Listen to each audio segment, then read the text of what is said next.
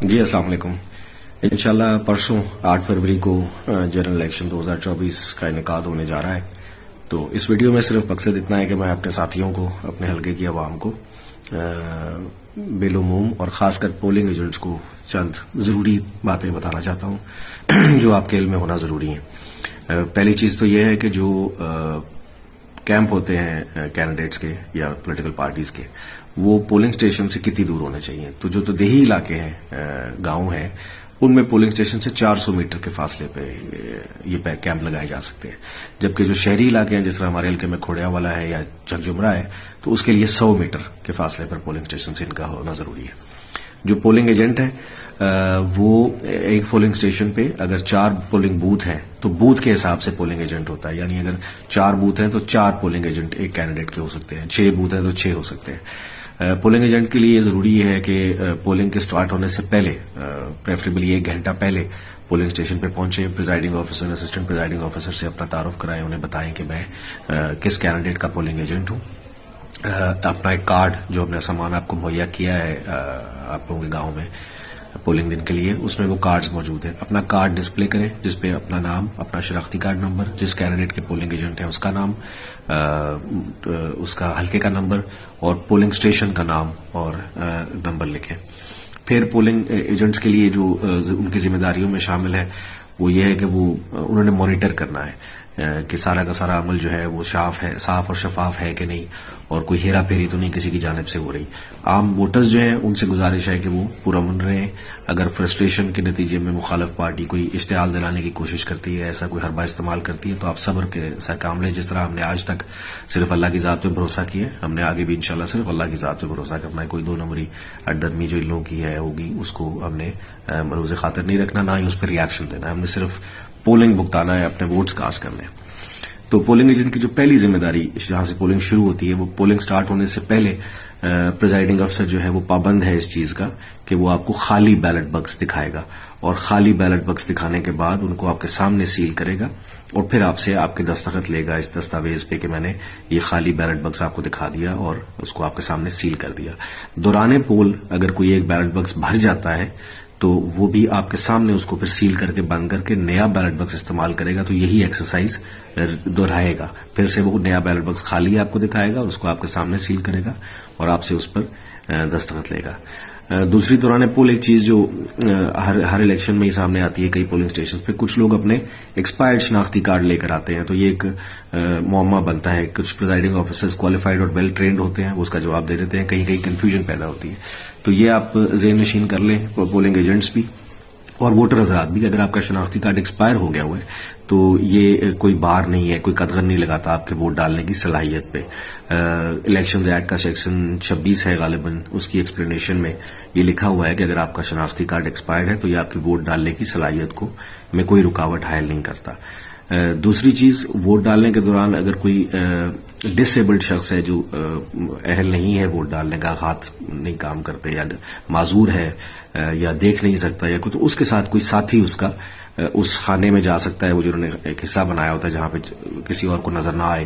Vote مہر لگائی جاتی ہے، تو اس میں وہ اس کے ساتھ اس کا ساتھی جا سکتا ہے. لیکن وہ ساتھی پولنگ ایجنٹ نہیں ہو سکتا کسی کینڈیڈیٹ کا. وہ اس کا گھر کا فرد ہوگا یا کوئی بھروسے والا شخص ہوگا جس کی اجازت ہوگی. پولنگ ایجنٹ نے دھیان کیا کرنا ہے کہ دوسرے کینڈیڈیٹ کا پولنگ ایجنٹ یا اس کا سپورٹر کوئی اس طرح کا، وہ اس کے ساتھ جا کے اس کی مہر نہ لگائے اور اس کا ساتھ دینے کے لیے جائے تو وہ اس کا کوئی نیوٹرل ساتھی ہو جو اس کا تعلق کسی کینڈیڈیٹ سے نہ ہو، خاص کر پولنگ ایجنٹ نہ ہو. اس کے علاوہ جب پولنگ کا وقت ختم ہو جاتا ہے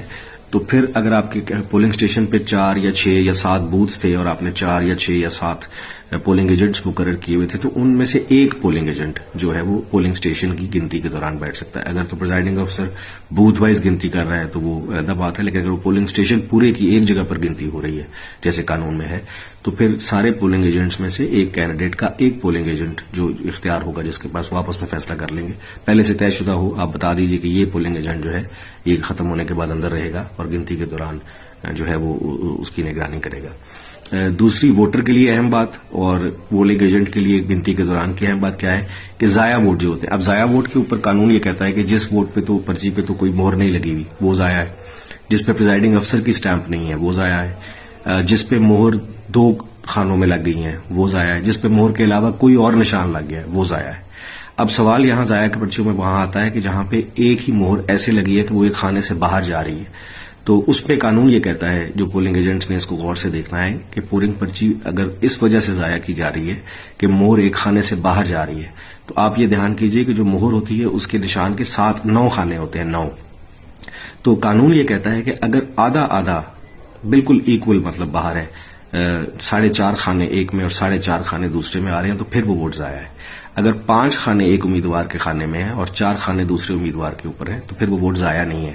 جس امیدوار کے مہر پہ اس کے نشان پر زیادہ خانے آ رہے ہیں وہ اس امیدوار کا ووٹ کاؤنٹ ہوگا، تو ووٹ ضائع نہیں ہوگا۔ یہ 2-3 چیزیں ایسی ہیں جو کاؤنٹنگ کے دوران ایشو کریٹ کرتی ہیں۔ اس کے علاوہ اگر قریب ہے ووٹ کاؤنٹ کے بعد آپ کو لگتا ہے کہ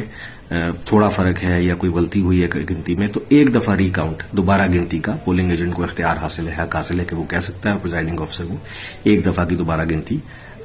کرائے گا۔ پھر جب کمپلیٹ ہو جاتا ہے کاؤنٹ اور یا ری کاؤنٹ دوبارہ گنتی کمپلیٹ ہو جاتی ہے، تو اس کے بعد فارم 45 پہ اس کا نتیجہ لکھا جائے گا، اور وہ فارم 45 پہ آپ نے اسی وقت دستخط کرنا ہے جب گنتی مکمل ہو گئی، اور اگر دوبارہ گنتی کا کہا گیا کسی کی جانب سے دوبارہ گنتی مکمل ہو گئی اور جو رزلٹ اس گنتی میں آیا ہے وہی اس پہ ریکارڈ ہو گیا ہے، پھر آپ نے اس پہ دستخط کرنا ہے اپنا اور اس کی کاپی لینی ہے، اور رزلٹ لے کے آپ فری ہو جائیں گے۔ اور اس کے علاوہ اگر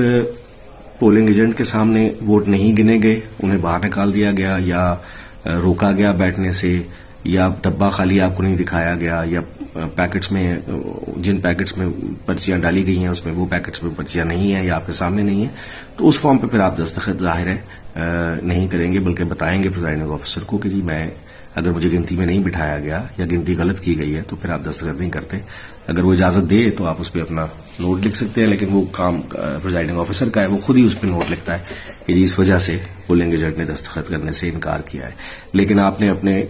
جو گاؤں کے انچارج ہوں گے ان کو اور ہمیں فوری طور پہ اس سے مطلع کر دینا ہے کہ جی فارم 45 پہ دستخط نہیں لیے گئے یا گنتی کے دوران نہیں بیٹھے گئے، اگر اس طرح کا کچھ ہوتا ہے۔ امید ہے صاف شفاف انتخابات ہوں گے انشاءاللہ۔ باقی دوبارہ تاکید ہے کہ پولنگ ایجنٹس نے، ووٹرز نے، سپورٹرز نے، ہم سب جانتے ہیں، پوری کمپین میں دیکھتے رہے ہیں، سارا حلقہ جانتا ہے کہ آپ کی تعداد کثیر ہے، میجورٹی ووٹرز آپ علی افضل سائی صاحب کے، جنید سائی صاحب کے، احمد مجتبیٰ صاحب کے حق میں ووٹ ڈال رہے ہیں، تو لہٰذا کسی قسم کا حربہ اگر یہ استعمال کرتے ہیں تو اس میں آپ نے نہیں آنا، اس کو اوائڈ کرنا ہے اور پورا من رہنا ہے۔ تمام ووٹرز نے، تمام سپورٹرز نے پورا دن پولنگ ختم ہونے کے بعد پورا من رہنا ہے۔ اللہ تعالیٰ پہ ہمیشہ سے بھروسہ ہے، اللہ تعالیٰ پہ بھروسہ کرنا ہے، انشاءاللہ آپ کی جیت ہوگی۔ بہت شکریہ۔